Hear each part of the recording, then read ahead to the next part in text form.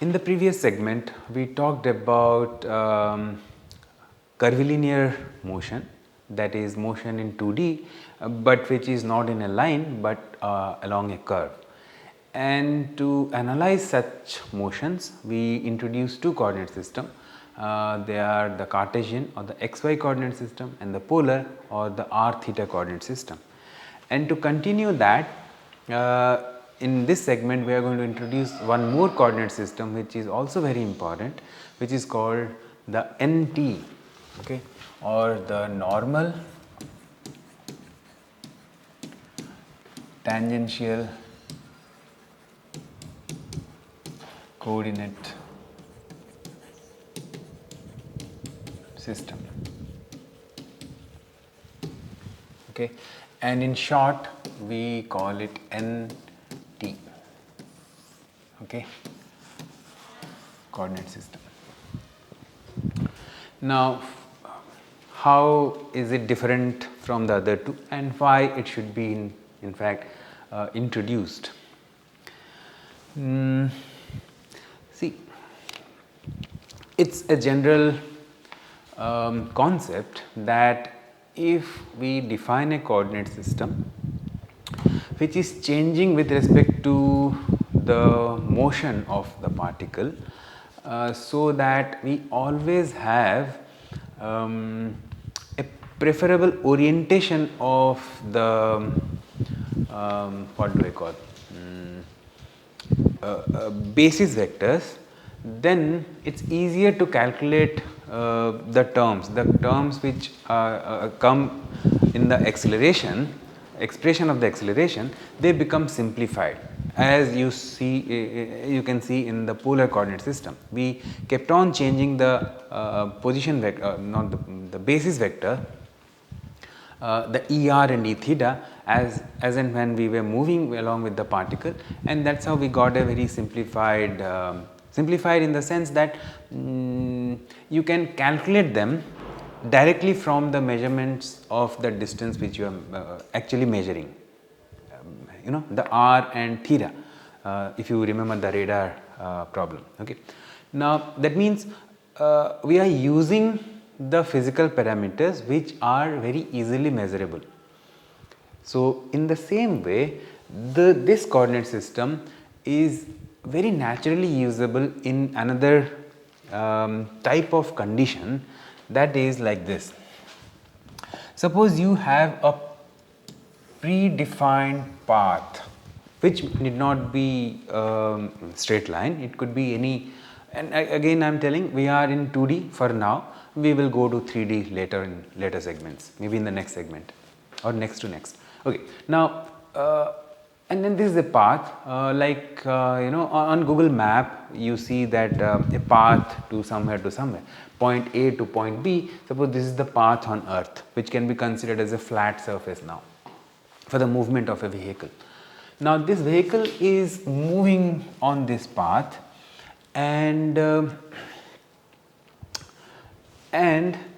it can change its speed at any with respect to time as any function of time, right. So and then if you know that the rate of change of speed with time, then can we calculate the acceleration when that particle is moving on this. So, that means a particle is sitting somewhere here and it's moving on this path, but its rate of change of time, rate of change of speed is some arbitrary known function of time. Then how to calculate the acceleration of such a particle. So, that basically is the basis of using this kind of a coordinate system. Now, here again what we do that because the motion is known, the speed as I said, which you can see on the vehicle speedometer. So, that is used to define the direction of the velocity is used to define which is called the ET, the tangential unit vector. So, from there this tangential term is coming, okay, and then if you define the radius of curvature of the path at that particular point, which I can show here, say for example at this location, say suppose this is the circle at this particular segment. So, this radius of curvature changes at every location. For example, if I go here, maybe the radius of curvature will be this much. So, this is rho prime, and here it's say rho is the radius of curvature at that point.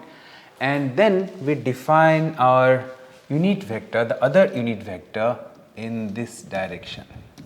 So, this is our En. Okay. So, Et and En are defined in this way. So, again I am just summarizing. Et is in the direction of the velocity, and En is in the direction of the center of the curvature at that particular point. And that is how we define the coordinate system. For example, here if we go in fact, so your En will be in this direction, and Et in this direction, En will be in that direction. Okay. Now so for now how do we calculate the velocity and the acceleration in that form? Let's see. Let's first describe that the velocity here is represented as speed times Et. Okay. So, that is the way to represent it. So, if you remember the previous one, the polar coordinate system, we started with the position vector to be r times the radius or the radial distance times Er, the unit vector in that direction. But here in this form of representation, we start with velocity vector, and then because the position vector does not mean anything, here we are not even defining a coordinate system like xy, and from there we are not measuring anything. So, this is the starting point, and the acceleration you can evaluate just by the differentiation process, which we learned how to do that in the previous segment. So, here you will have say v dot, that is the rate of change of the speed, times Et plus v times Et dot. Okay. Now, if that is the case, again as we said earlier, this is not a unit vector. So, A cannot be considered as a vector if we write in this term. So, this somehow we have to evaluate in terms of unit vectors. Now, how much will be that Et when it is differentiated with respect to time? Now, see here, suppose at t time t equal to t, it is here, and at a next instant suppose it has moved here. That means at this location the Et direction has or vector has come to this at say t plus delta t. Okay. So, in the same way now we can see that okay, how much is let us say the way we drew previously, so tail to tail. So, let us say this is Et whose length is unity, 1 unit length, and the other vector is this, which is Et so Et at t plus delta t, and this was at t. That means here this is the value delta Et. Fine. Now, then what is its magnitude? Okay. So, that magnitude will be obviously this angle, right.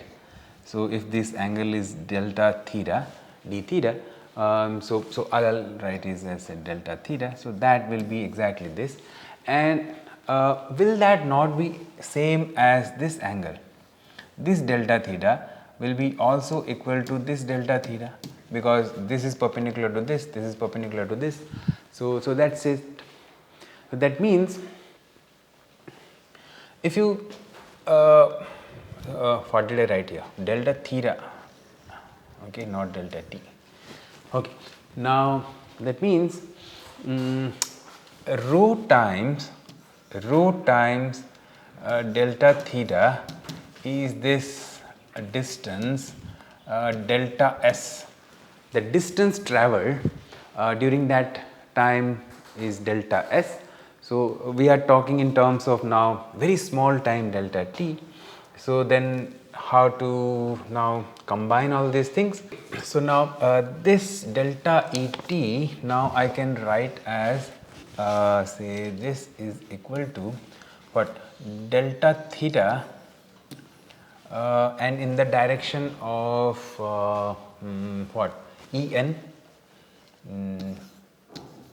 right. So everything is in the limit, you know. So that means basically which I want to write that d Et is nothing but d theta times En in some way. Okay. So that's what basically I wanted to write. Fine. Then what? If that is so, let's see what can we do. Now if that is, then Et